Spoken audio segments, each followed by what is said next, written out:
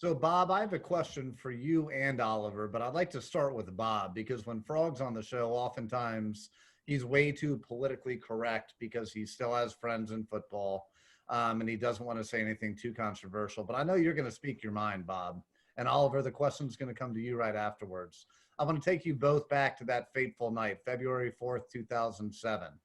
Bears, Colts, Super Bowl. Right. And Bob, you wouldn't have believed Frog going on and on about how tough that night was and, boo hoo, these parties I was at, I couldn't even enjoy. Exactly.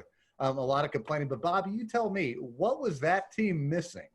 What did that team really need that they didn't have to take him over the edge to win that title?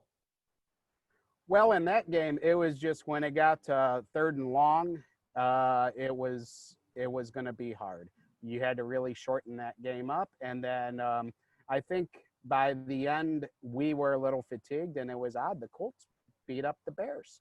They were more physical. They ran the ball that day.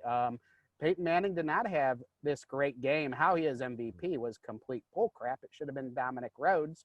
But hey, you give it to the Golden Boy, and Peyton's been baptized by Bears Nation this past summer. So I only hate him when I think about that game. So right now I hate him.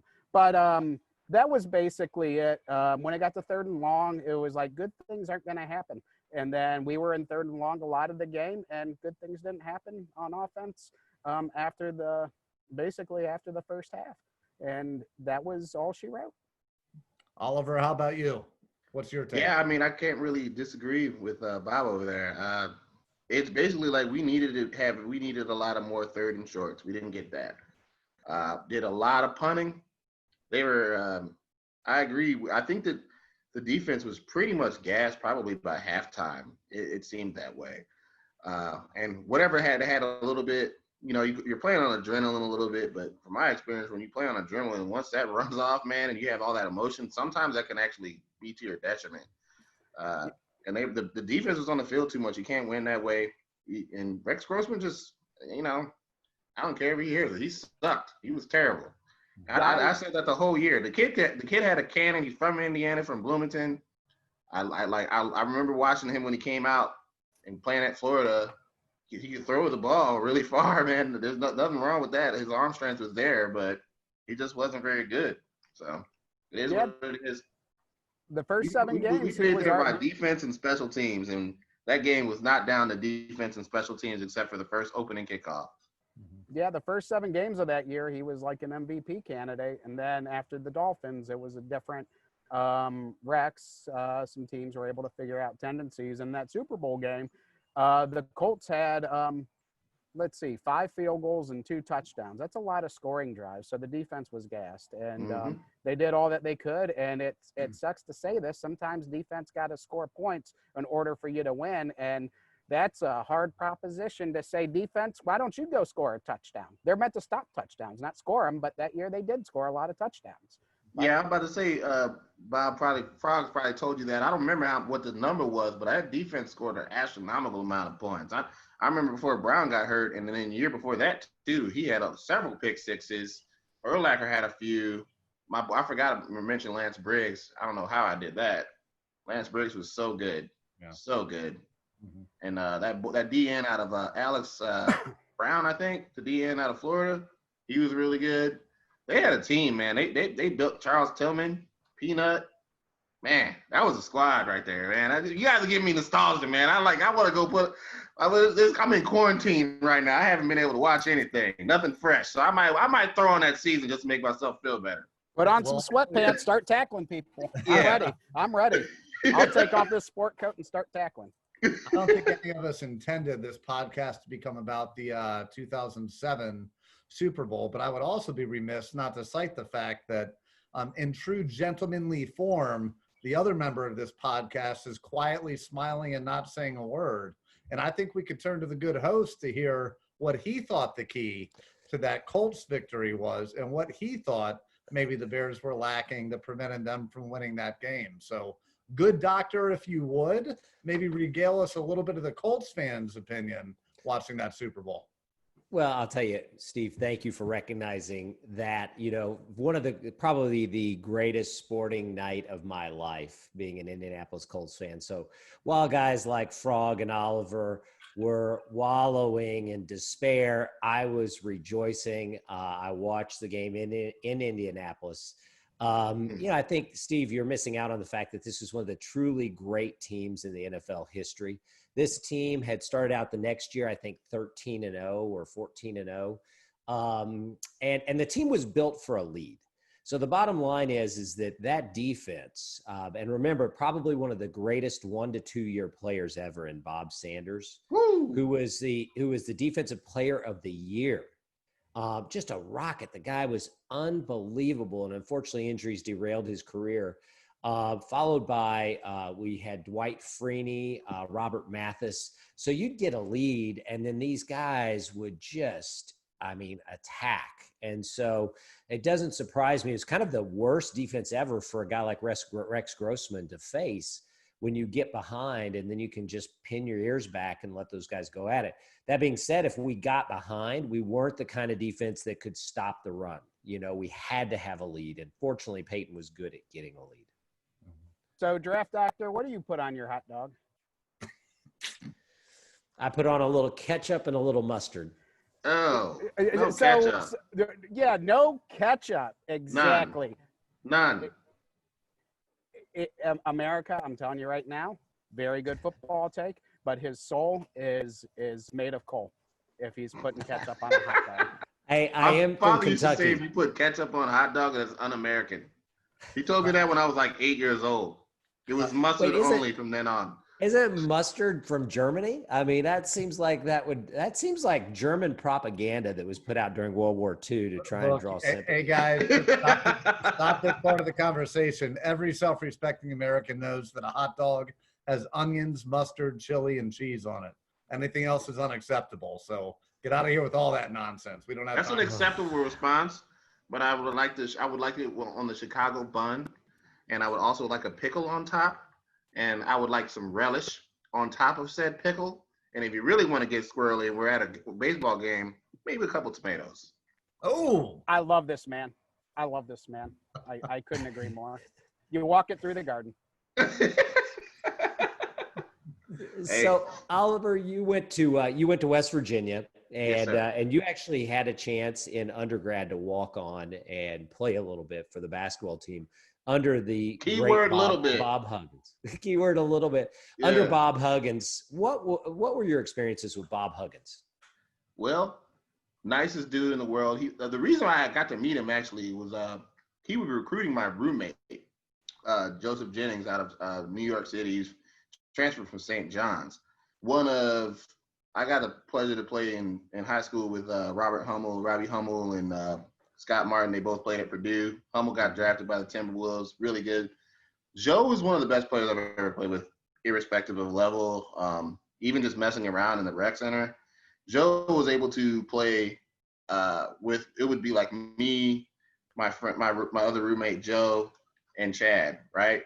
And we could take two other people. It didn't matter the size, and we would be able to hang with anybody. So that started getting Huggins' attention a little bit, and he started inviting me and Chad as well to practices, and basically we were able to play with him for the entire summer, a little bit during the fall. We're getting ready for seasons, and it's just me and Chad both were more academically inclined, and we just couldn't do a lot of the practices because they'd be during times where I have conflicting school. And my dad a long time ago told me, son, you're an attorney, you're not a basketball player. But my experience with Bob was great. He taught me a lot, and like I was telling you guys earlier, he would help guys if they needed help getting in closed classes, which was an issue sometimes because of if the class filled up really quick and you needed it, he'd be able to help with that. He was a really good role model. The one thing I can say his story is I didn't think that I was like susceptible to the punishments of the scholarship guys.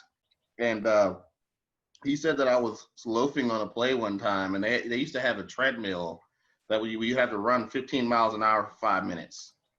And I don't know if you ever tried to run 15 miles an hour on a treadmill for 5 minutes. If I did that right now, I'd die. Yeah. I tried to do it. Could you hold on? Could you hold on while you were doing it, or did you? But your legs are like going crazy, man. You know, I feel like my knees were like past my chin, and he was like, I got it to like 3.5 minutes, and I was looking at it, like anybody that was looking at me, like I'm looking for like help, and they were just looking at me like, dude, you didn't think you were actually going to try to do it, and I tried to do it. Yeah. So after that, anytime I wanted to go practice, anytime I wanted to do anything like that, he was fine with it. So I started playing and practicing with the team like that. That's kind of how it started. So Frog and also Steve North is also very big fans of Huggy Bear. And, we are so happy to have someone that appreciates Huggy Bear and had personal experiences. And in a little bit of it, I know West Virginia is a little bit different than Cincinnati, but it is good that he guided you to become an attorney, because if he probably remembers the UC days that it would have been easier to have a defense attorney to help that's on the team as opposed to going outside to help.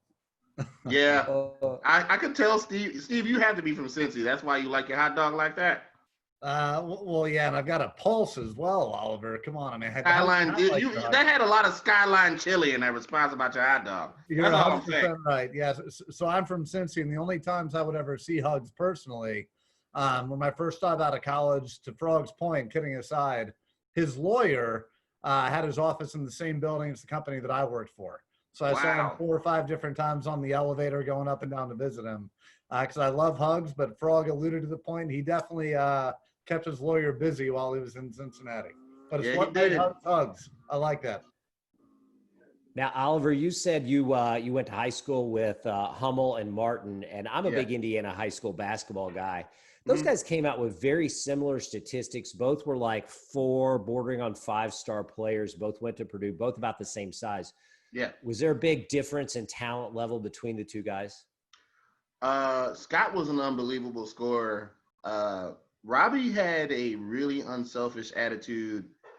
We all knew Robbie was really, really good. I knew Rob way better. I hung out with Rob a lot more. Scott was kind of like a little bit more shy. Both are great dudes. Unfortunately, injuries messed them both up. Scott messed his shoulder up, ended up transferring to Notre Dame, where he couldn't shoot anymore. But I'm telling you, he was lights out. So was Robbie. But Robbie was more like a facilitator. He was basically like our point guard. They had this kid, our rival high school was Chesterton High School. Well, they used to call it, my dad called it the Battle of Campbell, going back to the 80s or whatever, because we shared, if they would have combined our schools, we would have been the best high school in like the nation, probably, as far as public schools, because they had kids go to college too. And they had a 7-footer that transferred. I can't remember his last name. It was after I graduated. So Hummel was a junior when I was a senior. But Robbie was, everybody knew Robbie was good. He started playing up above his grade before he transferred to Valpo. He was playing at this little school called Boone Grove. And he could just shoot. I mean, he was just he's the nicest dude in the world. I'm proud of him too, man. If Robbie's listening, shout out to you, boy. He's doing great on ESPN and Big Ten Network, man. I love that kid to death. So can't say enough about either one of them, man. But Scott was a way better scorer when we were younger. Way better. He played down low. He was an automatic bucket. Mm-hmm. Yeah. All right. So we'll ask a question that's sort of basketball, then you can also bring it to football. So the sort of basketball is, if Michael Jordan were a Chicago food, what would he be? Be as specific as possible. Then your favorite Bears player, if they were a Chicago food, what would they be? Be as specific as possible. Okay. So Michael Jordan is like Illuminati's pizza. Like with pepperoni and sausage, like cooked perfectly. You walk up to the restaurant, there is no line. All of a sudden, hey, maybe you can even stand at the bar. They might bring you the pizza there. Who knows? Let's get crazy. Pizza's cooked to perfection. You don't even have to ask for oregano. They bring it to you. That's Michael Jordan. All right. Urlacher is like your traditional Bears middle linebacker. So you got to go with like Geno's East. The original Geno's, which is that's a fascinating story if you guys don't know that. Like Geno's and like Giordano's. They're like cousins or something from New York City, and they were like they had like a taxi company.